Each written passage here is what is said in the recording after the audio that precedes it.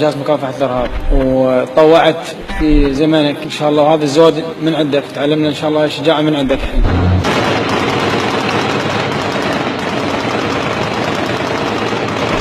وزي الأفغاني لبسته أنا عندي شماغ تلثمت بيه، سللت عليه من السطح، طبيت على البيت للجوال، لأن يعني الشريط اللي طبيت بيه أنا يعني تحت سيطرة داعش.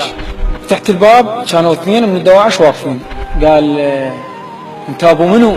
قدمت تقريب متر عنه، صاحبي اللي وراء ظل ما يحشي بس يباوع علي، ضربته هو هذا اول واحد، ذاك اللي وراء ظل متفاجئ بي، من زين ضربته بظهره طاع على وجهه، كان يطلع الرصد مالهم نفس المستوى اللي انا بيه، مو البيت انا بيه بصفه، طلع واحد سلاحه لازمه وباوحش من الباب عليه، بس شفته ضربته، قدمت بهاي الدربون.